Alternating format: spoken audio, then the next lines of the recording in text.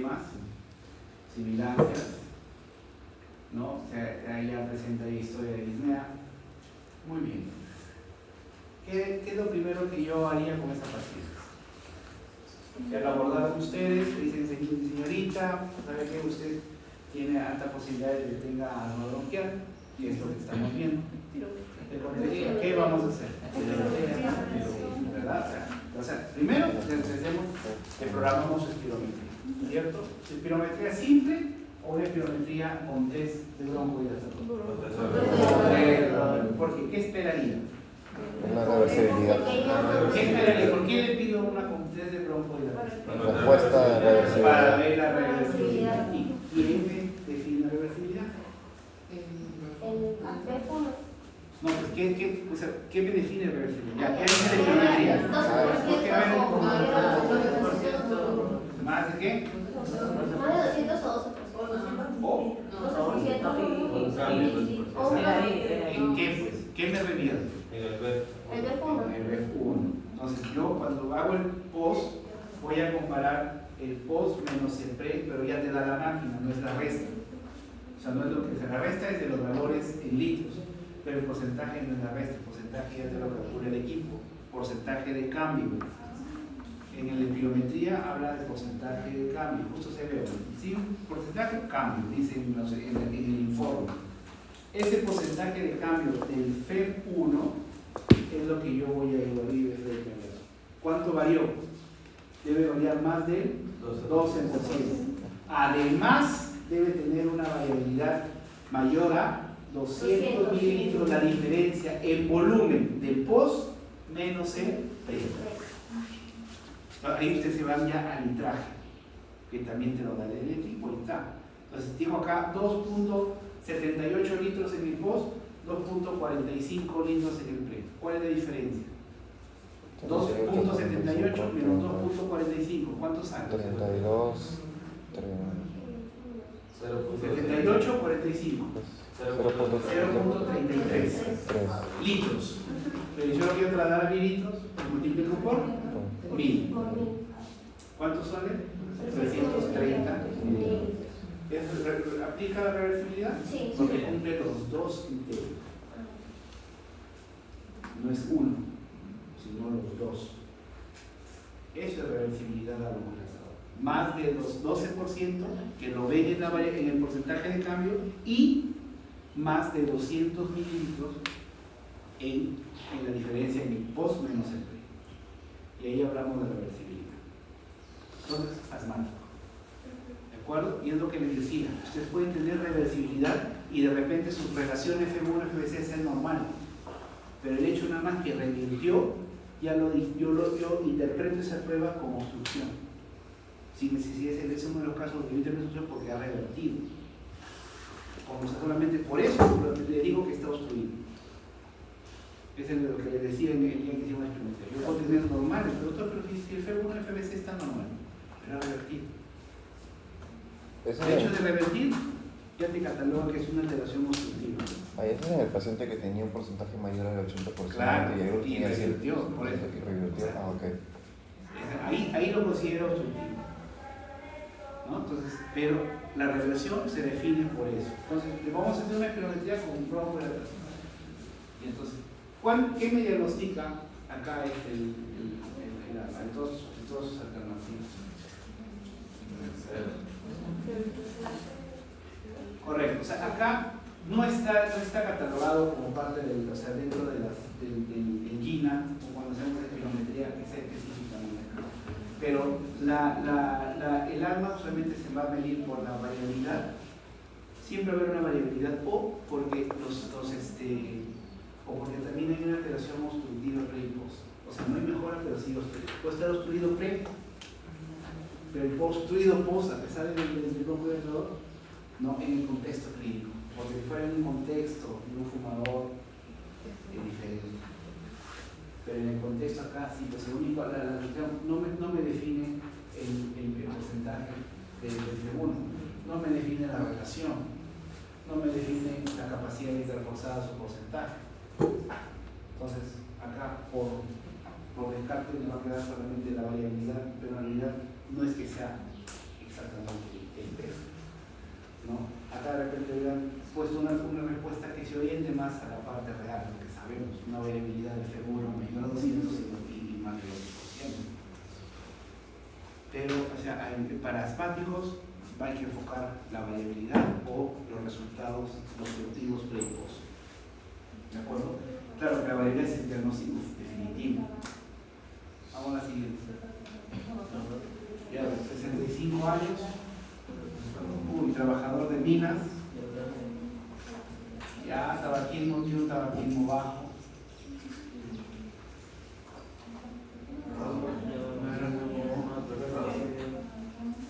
Claro, acá el factor de riesgo son principalmente los minerales, ¿no? Los minerales más que el tabaco.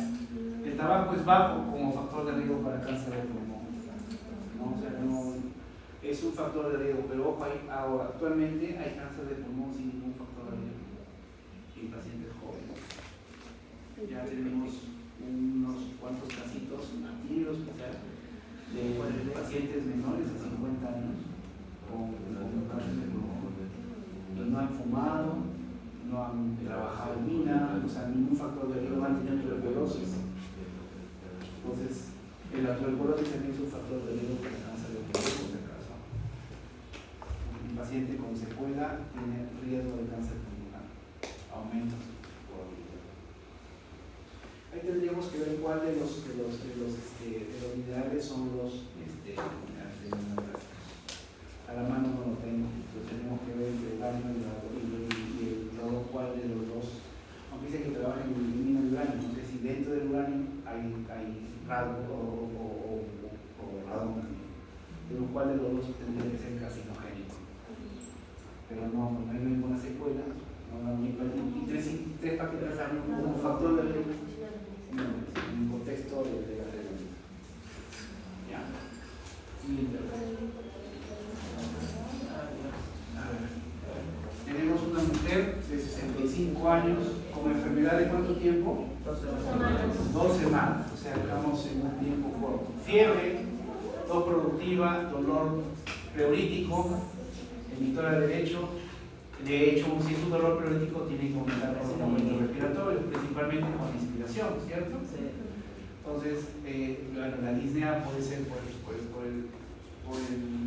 el dolor, por la fiebre, por la misma enfermedad de fondo.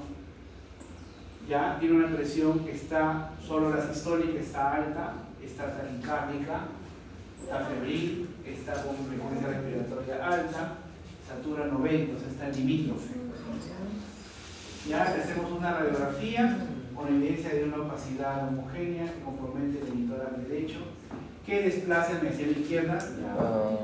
Teniendo en cuenta el cuadro clínico, ¿cuál sería? Claro, o sea, acá tenemos o es una neumonía con un gran compromiso, o con infusión paraneumónica, o un derrame puro, ¿no? Que puede ser por otras causas. Pero, o sea, acá atelectasia no me da una progresiva, ¿no? El infarto pulmonar tampoco me da un tiempo de 2 semanas, ¿no? Entonces, acá tenemos estos contextos. Puede ser derrame, puede ser un absceso pulmonar también. ¿Cuál sería la diferencia? Acá, en realidad, tendríamos que ver cómo sería lo que describe la radiografía, ¿no? La radiografía está diciendo de que hay una opacidad homogénea. Hubiera sido ideal que tiene bueno, una línea de Amazon, ¿no? O de repente obturación del ángulo. Que me digan obturación del ángulo, ya podemos pensar en la curva de manipulación, creo. No, o sea, por eso le digo, le ayudaría un poquito más para poder darle forma acá, ¿no? Y el desplazamiento tiene que ver con líquido. Por eso acá es una infusión pleural masiva. Posibilidades diagnósticas. Usted pensaría en la primera causa. La primera causa es unilateral, no 2 semanas de enfermedad, ¿no? Entonces ahí teníamos este derrame pleural. ¿Cuál sería su indicación una vez estabilizada? Pero para eso ustedes ya pidieron una analítica y pasar para ver cómo están sus proteínas de momento, cómo está su lactato de deshidrogenasa de momento, para que ustedes puedan aplicar el al momento que sacan líquido pleural. Entonces, la toracocentesis, ¿diagnóstica o terapéutica? Y si es masiva, ahí aplican ambas. Pueden aplicar la diagnóstica y le ponen su catéter para que drene 1 litro, 1,5 litros, hasta que, o sea, lo mínimamente necesario para que tampoco le pueda sacar bruscamente todo. O sea, nunca se saca el líquido de golpe. O si a alguien le gusta la neumología o hace la emergencia, nunca se hace una toracocentesis evacuatoria total. ¿Cuál es el primer signo que yo veo para detener? Hasta acá nada más le saco. El primer signo que yo veo en un paciente con un derrame masivo, que yo le hago una evacuación, el primer signo es la tos. Su paciente está en posición de toracocentesis. O sea, tengo que abrir, agachar cabeza para tener todo un plano de torácico. Entonces, yo examino, no, ahí sí puedo aplicar más para ver de dónde empieza el margen, más o menos ver, entonces, y ver dónde voy a pulsar. Lugar de dónde pulsas en una toracocentesis. Quinto espacio intercostal. Reborde superior o inferior. Superior de la costilla baja, ¿cierto? Entonces, ¿por qué? Exactamente, el paquete vascular nervioso que pasa por debajo del reborde inferior, ¿cierto? Entonces ya, yo entro, pulso, saco el líquido, aseguré mis muestras. Señora, ¿sabe qué? Le voy a poner un catéter un poquito más grueso, una anestesia, porque es más grueso, pues un catéter 18, un catéter 16 que le quieras poner, a diferencia de una aguja 21. Entonces tiene que poner, entra, saca, le pone su sistema de venoclis y va de lado. Un ratito ahí. Va llenando. Entonces el paciente, una vez que empieza a toser, corta de ahí. ¿Por qué? Porque ese es un signo en que ya las pleuras están empezando a juntarse. O sea, es la mínima cantidad de líquido para que ahí queda, ya deja de toser y ahí quedó. Y ahí lo cierras. Y le ayudaste. El paciente se va contento, gracias doctor, yo puedo respirar, puedo caminar. Usted hace milagros. Entonces, toracocentesis puede ser diagnóstica o terapéutica. ¿El color del líquido importa? Sí, es muy importante.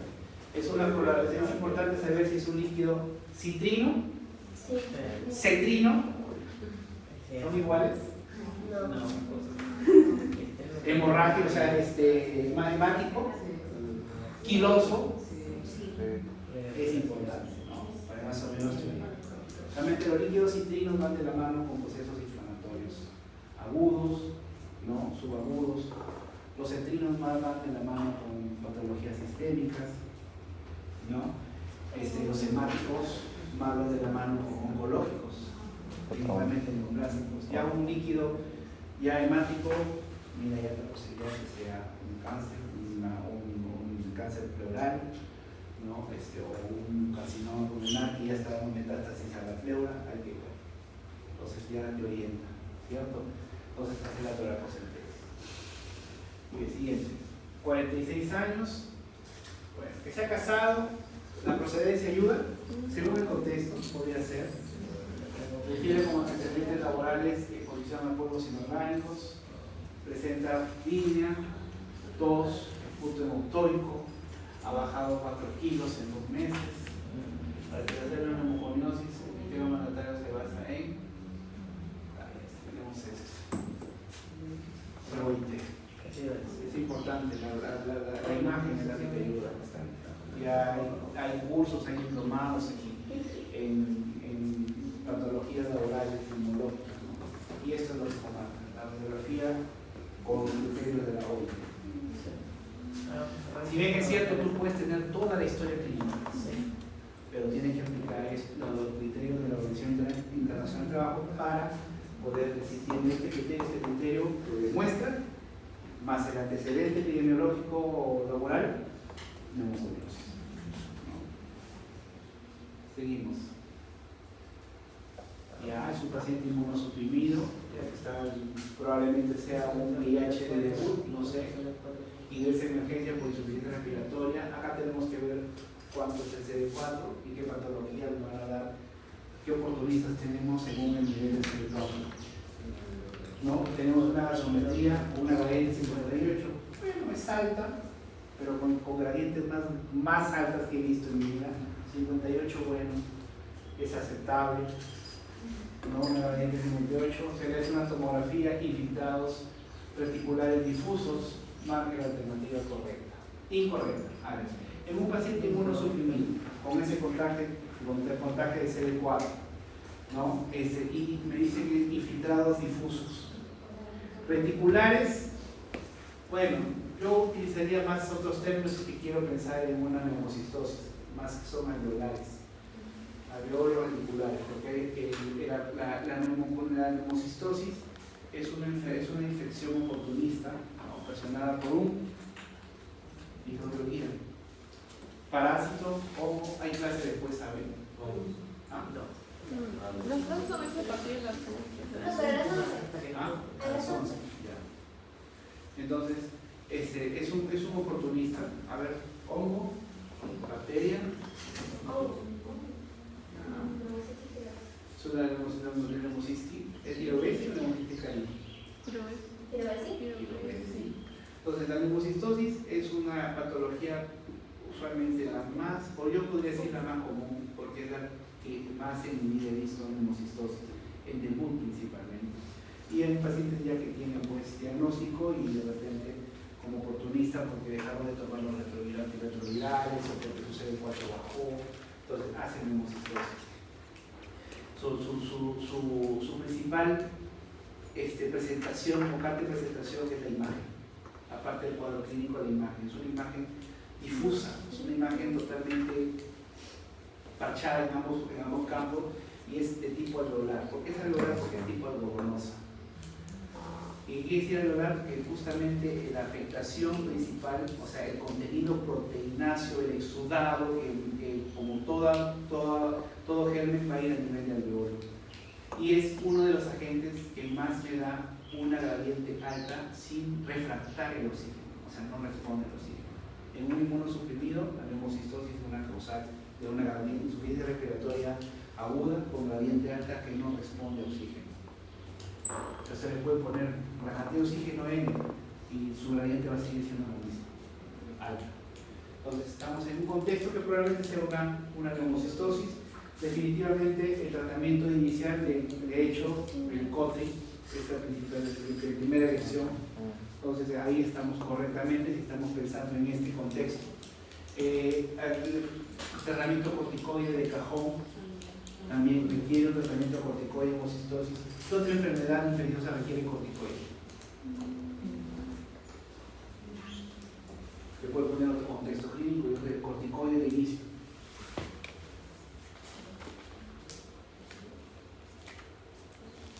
La tuberculosis. ¿Todas las tuberculosis? ¿Cuáles? Las más severas. O sea, la presentación más severa. ¿Cuáles son las presentaciones más severas de tuberculosis? La miliar, la meningoencefálica, corticoide de cajón. Son las más severas. Entonces, la BCG que le ponen al recién nacido es para evitar que le dé tuberculosis a largo plazo. Para evitar las manifestaciones severas de tuberculosis. ¿De acuerdo? Entonces, en estas enfermedades infecciosas también puedo, de primera instancia, manejo de corticoides. Entonces, correcto. Debo darnos dispositivo profiláctico y esperar resultado de cultivo en un paciente. Tendríamos que ver el CD4. No recuerdo muy bien ahorita cuánto es el nivel de CD4. Pero si es un nivel bajo, no me acuerdo si en 200, está ya en la neumocistosis, les mentiría. Entonces tendríamos que ver esto para ver si es que es profiláctico, aunque acá yo manejaría de frente con manejo. No daría profilaxia. Profilaxia le damos después del tratamiento que siga un largo plazo o que no tenga ninguno de los infiltrados. Y programar oncofieno para un lavado es un paciente inmunosuprimido, no puedo darme el lujo de poder arrancar. Entonces tenemos entre ambos. De los dos, yo marcaría la C, porque no esperaría el profiláctico en este caso. Y la broncos, como para un lavado. Entonces yo marcaría la C como respuesta. O sea, No puedo dar a un paciente de inmunosuprimido, uno, esperar cultivos, o dar una profilaxis a un paciente que ya tiene infiltrados pulmonares. ¿No? Entonces ahí ya todo está también al toque. Siguiente. 18 años, ya un fórmula en cara. Causas principales de formulosis o lesiones térmicas. Entonces estafilo por sí, ya me voy a un estafilo. ¿No? A los pocos días aparece edema con signo de inflamación en la rodilla izquierda, o sea, fiebre. ¿Ya? A los 3 días tos, tiene dolor pleurolítico, fiebre, signo de toxicidad, o sea, ahí estamos hablando que ya hay compromiso sistémico de una neumonía.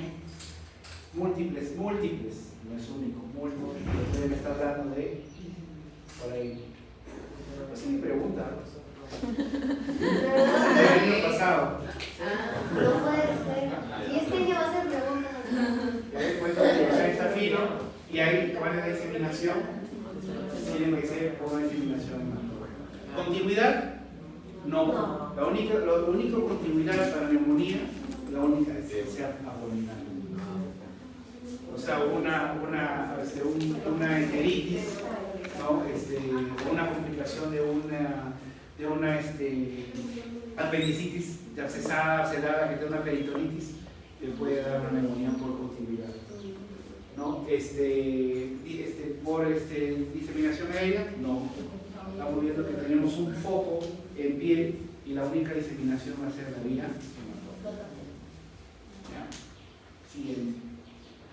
38 años, diabético, ya factor de riesgo, la diabetes. Y si está mal controlada, peor todavía, para neumonía, para tuberculosis. ¿Ya? Entonces ahí tenemos que ver si está controlado o no controlado. Pero ya de por sí es diabético. ¿No? Diagnosticó neumonía hace 3 días, está con tratamiento, no mejora, ya van 3 días y no mejora. ¿No? Empeoramiento de disnea, persistencia de fiebre, estamos ante una neumonía que no responde. ¿No? Dolor torácico que ha aumentado, diagnóstico clínico tendría el paciente. Bueno, acá tendríamos que ver de cajón una nosocomial está fuera, nuestro paciente en el contexto,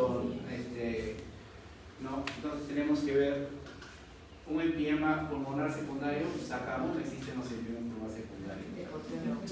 Es una neumonía complicado con empiema pulmonar. Yo no podría ni primaria ni secundaria. Yo un absceso del pulmón. Ahí tendríamos que ver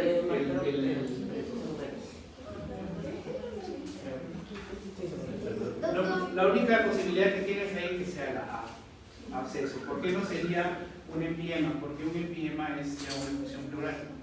Entonces ahí tendríamos que ver también un poquito más de data, de repente una radiografía que te diga que hay obturación de ángulo, pero de inicio ahí, dime. También tenemos el archivo donde están las claves correctas y la D. ¿La D? Pero claro, sí lo entiendo. No, pues la verdad que no. Faltan datos. En realidad, para yo me inclinaría más por un acceso pulmonar. No, más que por un empiema. O sea, un empiema me podría dar, o de repente, enfocando del empeoramiento de la línea, de repente, por ahí, pero faltaría más datos para la línea. O sea, clínicamente, solamente clínicamente me enfocaría una complicación de la neumonía, una neumonía complicada, y la complicación justamente puede ser o es empiema o hace absceso. O sea, que empieza una neumonía necrotizante. Entonces son las neumonías más severas, pero por eso digo, por los datos que me dan, más nivel por tener un acceso, porque persiste febril, no ha mejorado, pero esa no mejora se ve manifestada por aumento en la tos, aumento en las secreciones, expectoración y aumento en la disnea. Por aumento en la disnea, sí podría enfocarme a una efusión pleural, pero la efusión pleural no me va a dar aumento de secreciones y persistencia febril. Por esos datos me apoyaría en el acceso pulmonar. Y de repente por ahí, de repente te puede decir que la secreción sea purulenta y te apoyaría más al acceso pulmonar. ¿Ya? Eso es lo que dice el dolor torácico. Eso es lo pleurolítico. Te da la neumonía y te da la efusión pleural. En el absceso también. Claro. Ah, Ya, vamos.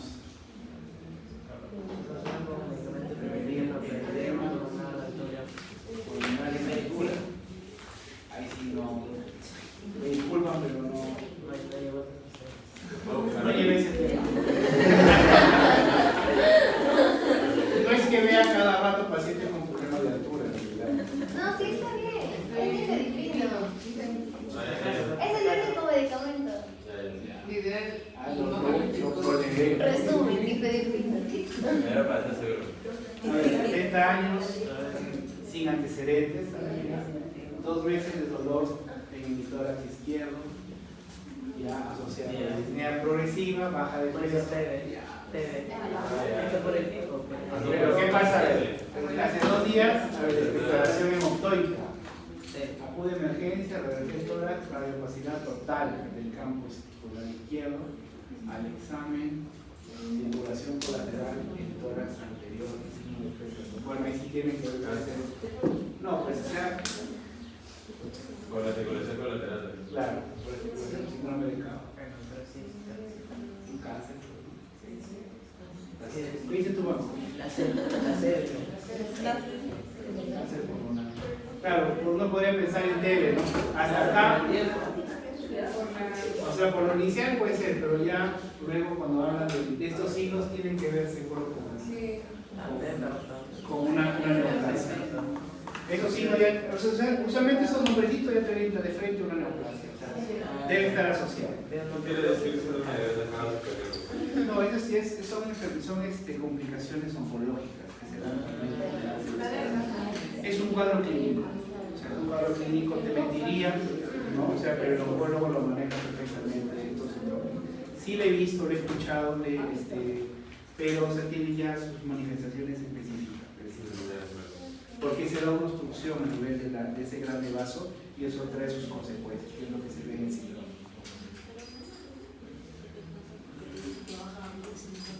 Pero es que usualmente, claro, es una baja muy alta en poco tiempo, ¿no? Si en 2 meses es una baja bien alta, igual la TB te baja de peso, ¿no? Los neoplásicos te bajan de peso. Pues tienes esas 2 opciones, ¿no? Pero hay que ver cuándo se presentan estos signos, ¿no? Que tengan circulación colateral y esto. Probablemente estos síndromes sí sean de la vena cava. O sea, estas manifestaciones, ¿no? La circulación colateral y el signo de Pemberton, que es, de repente que nos desata que es el signo de Pemberton. Ahora, ¿qué dice? Dice que síndrome de vena cava. Síndrome de vena cava. Y los síndromes de vena cava son por neoplasia. Muy bien, ¿qué sigue? A ver, un paciente ingresa por trastornos de sueño y convulsiones. ¿Ya? Se hospitaliza en neurología, donde realizan una tomografía cerebral y se encuentran tumores.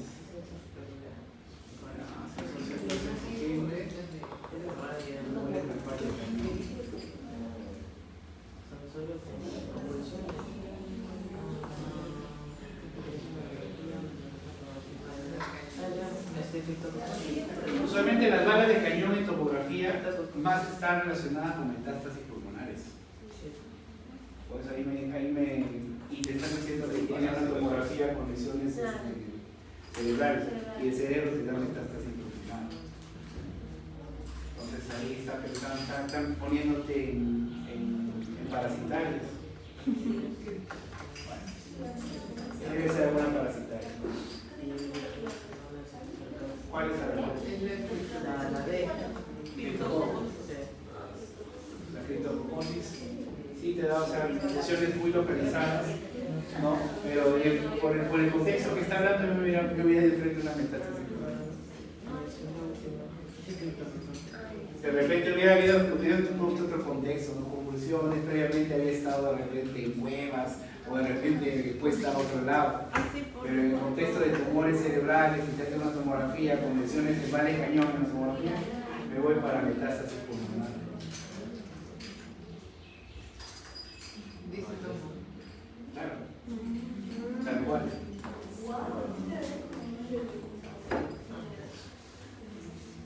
Entonces es múltiple. A ver, siguiente.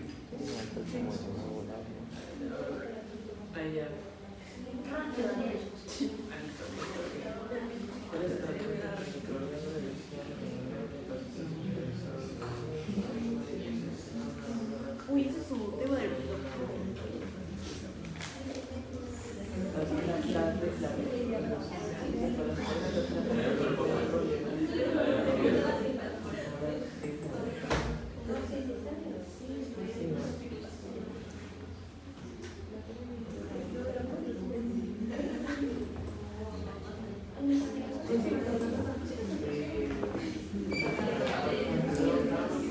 A ver, ¿qué sigue?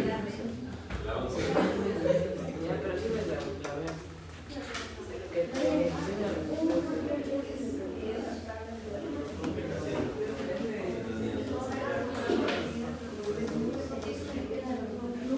A ver, ¿cuál es el tratamiento antibiótico de elección? Ya, en armonía, este está en el tema que hemos tratado. ¿No? Un paciente con neumonía en la comunidad, ¿no? Que no hace en paciente hospitalizado sin riesgo de exposición, ¿no? A cefaloporinos, Ese es su tema. ¿Esa fue su pregunta, doctor? Sí, me preguntas sobre lo que hablo. A veces voy a preguntar algo que no les he dicho. A ver, el paciente 33 años, contacto intradomiciliario con papá, tuberculosis hace 20 años. No presenta tos, al momento no presenta tos, asumo que tampoco fiebre, tiene ni otros. Ya acude con una prueba de IgA positiva y una radiografía en alteración. ¿Qué se liga?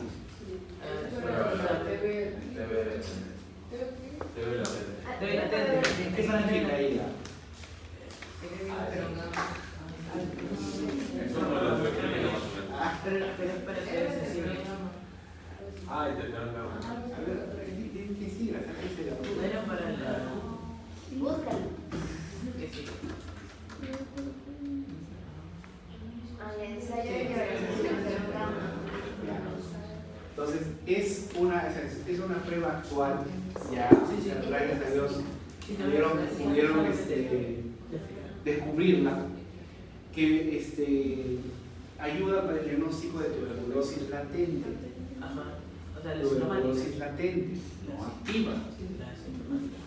Antes de ello, y ahorita lo tenemos a la mano, es el PPD, la prueba de tuberculina. Entonces, pero no es que una reemplaza a la otra, se pueden, o sea, ambas complementar. Sino que PPD solamente tenemos en América Latina, en la India, donde hay alta incidencia de tuberculosis. Pero ser un PPD en Estados Unidos, en Europa, los niños se jalan los pelos, ¿qué es eso? O sea, ya no es que ya es PPD común ya, tienen el IVA, toquen nada más sangre y ya se desespera. ¿No? Entonces, para tuberculosis latente. Idealmente sería que tengamos en INSA IVA para todos. Sería fenomenal, pero es costosa. ¿Ya qué dice la pregunta? O sea, quiere decir que tiene tuberculosis latente. ¿Y por qué sigue siendo latente? Porque su radiografía también es normal, está asintomático. Basta que esté sintomático, con IgA positivo o una radiografía normal, ya podríamos hablar de tuberculosis activa. Si tuviera uno de los dos escenarios con IgA positivo. O sea, un IgA positivo sintomático o un IgA positivo con placa anormal. Ya estaríamos pensando en que sí, efectivamente sea actividad. Pero si no tiene síntomas, está con placa normal, con IgA positivo, tuberculosis latente. ¿Ya? ¿Y el PPD? ¿Alguien se echó PPD acá? ¿Nadie se echó PPD? ¿No les pide para entrar al hospital? Para el internado le van a pedir entonces. ¿Cuál es lo normal del PPD? Menos de 10 Menor de 10 ¿Metros? milímetros. Menor de 10 milímetros de diámetro. ¿A las cuántas horas se hace la lectura? ¿Es inmediato? No. Hay una respuesta mediana. ¿Cuánto tiempo? 24 horas. No. ¿Tiene más? 72 horas. Mira. Haces una lectura a las 72 horas. ¿Ya? Entonces también para tuberculosis latente. PPD positivo, con placa normal, asintomático, tuberculosis latente. Por ejemplo, el último PPD que me hice medía 26 milímetros. Un codo salió. Pero no quiere decir que, o sea, deba tener alguna necesidad de algún tratamiento. Actualmente ya puedes dar tratamientos preventivos, profilácticos, en pacientes con riesgo, en general para todos, pero hay que tener pues, certeza de que no hay nada de aquí. Entonces, paciente diagnóstico de tuberculosis latente. Siguiente. 70 años, ya, tiempo de enfermedad de 6 días, tos productiva, fiebre, disnea, frecuencia 20, 89, presión, ya, saturación 92, creatinina, urea, glucosa, presión conservativa, glucona, es una neumonía comunidad. ¿Qué es lo que le decía? ¿Qué van a hacer ahora? Hay que ver cómo lo voy a manejar y el pronóstico. Hay translación en la sede. ¿No hay conmoción? No. Ya. ¿La U? ¿Cuánto está ¿es mayor a 20? No. Ya, seguimos. ¿Cómo está la frecuencia respiratoria? Normal. ¿Cómo está la presión arterial? ¿Está menor a 90? Puede. No sean apurados. Analicen. Ya, ahí tienen un punto. ¿Y la edad? 2 puntos. ¿Mayor a 65? O sea, tiene 2 puntos por punto. ¿Qué 2 puntos? ¿Hospitalización? No.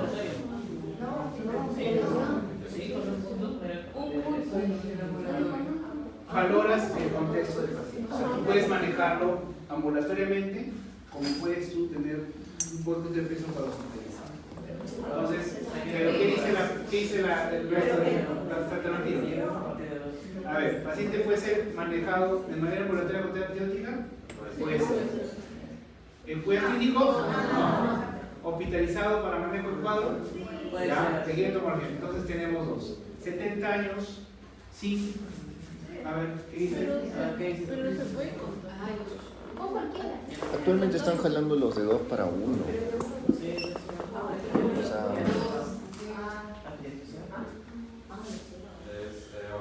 claro, pues de una cosa de manera, el 1 sería ingreso hospitalario, versus cuando tienes votación, te vas a su casa. Es valorar cualquiera de los dos. Claro, entonces tendrías que ver, si que tienes una camita libre, no pasa, no tienes, pero como digo, si en 70 años sin enfermedad de fondo, yo la manejaría ambulatoriamente. Venga a su casa, pero venga a corto plazo. Venga en 72 horas, porque en 72 horas yo espero una respuesta. Máximo. Se puede ser a las 24. Doctor, ¿y si habría comorbilidades ahí si sería? O sea, diabético, Ahí no compensado, insuficiencia cardíaca. Ahí sí sería depende. hospitalización. Bueno, en ese caso sería ambulatorio. ¿Cómo lo quedamos? Yo, contigo, y está saturando normal, o sea, está en 92.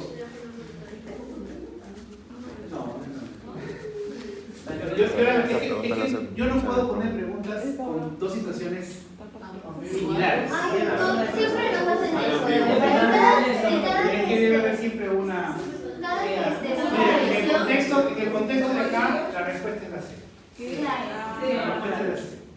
O sea, si queremos ser muy estrictos, la respuesta es la C. las preguntas son bien teóricas, pero a la hora del manejo es muy diferente, ¿cierto? Siempre el contexto de la pregunta para ustedes. teóricas. Siempre nos dicen, hay una correcta, pero hay una más correcta. Es por esto vuelvo a repetir. Para mí, la calidad de pregunta debe tener una respuesta bien clara. O sea, puedo poner 2 similares, pero algo lo va a diferenciar en la segunda parte.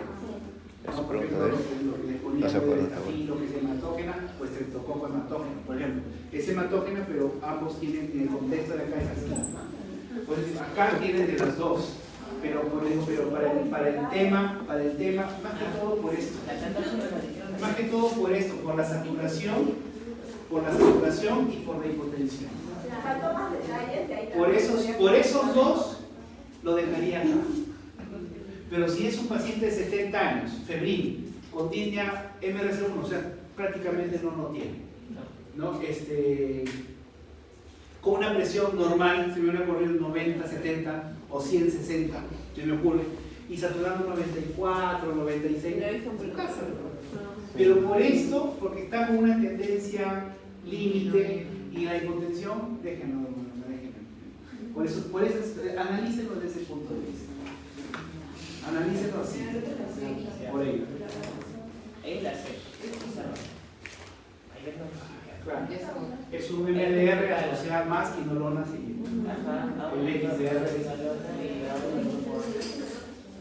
¿Qué más? Ya las últimas, porque nos van a...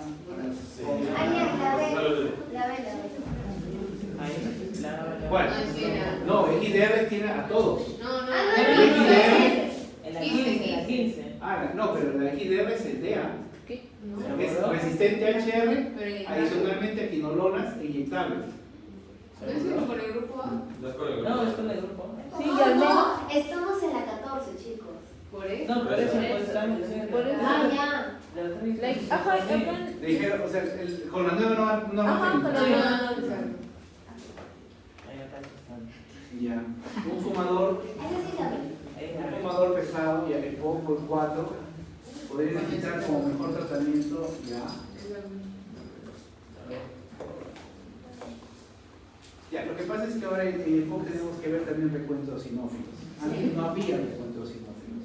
Entonces ahora, con el recuento sinófilos quiere decir que hay una tendencia detrás también un poco alérgica, un poco inflamatoria, alérgica, y ahí van a necesitar sí los corticoides inhalados. ¿No? El punto de corte sí, o sea, mayor a 300, si bien es cierto, necesitaría un corticoide inhalado. Pero el tratamiento de primera línea en el POC usualmente son los antimuscarínicos, ¿no? O sea, los bromuros. ¿No? Puede ser el bromuro hipratropio, de acción corta, o el bromuro etiotropio, o glicopirronio también es una molécula nueva antimuscarínico que puedes utilizar. Entonces sería la B, ¿no? Como,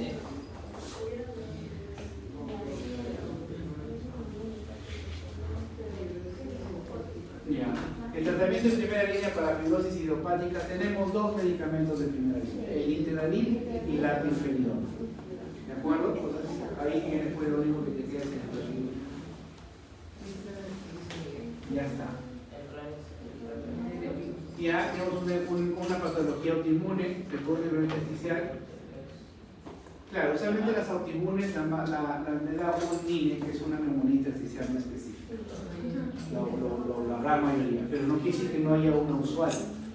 O sea, es probable que también, pero menos idea de que me dé la vena. No es lo usual. Entonces, sí, pues, y este intersticial usual es la que tiene pues el panal de abejas, tiene las protracción en base, o sea, ese es el IMU. Pero usualmente la gran mayoría de autoinmunes me da un patrón no específico. ¿Ya? Bueno, la última, 18, 41 años, asmático desde niño, ya presenta síntomas súbitos de enfermedad luego de discusión violenta con su jefe. ¿Qué quería aumento? Ya, pero la impresión hizo que se derrumba una pequeña bola, un pleno. Acude a emergencia, la encuentra 34, cardíaca alta, tiraje, saturación baja, soporte oxígeno, corticoides, endovenoso, nebulismo.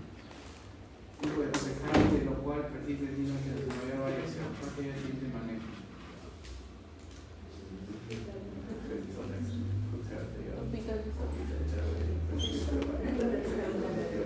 Y te consulta Dios. Si no mejora, tienes que hospitalizar. No te queda otra opción. La radiografía es para ver, o sea, podría ser no como manejo inmediato. Una complicación en ese asmático que haga un hemotórax. No, un hemotórax sería una posibilidad, pero ya clínicamente entiendo que no han encontrado signos de hemotórax. Entonces sería el tema de hospitalizar, oxígeno hiperbárico, interconsulta UCI. Es que va de la mano, pues. Interconsulta UCI tú lo haces inmediatamente para algún manejo, pero tú necesitas hospitalizar que se queda en la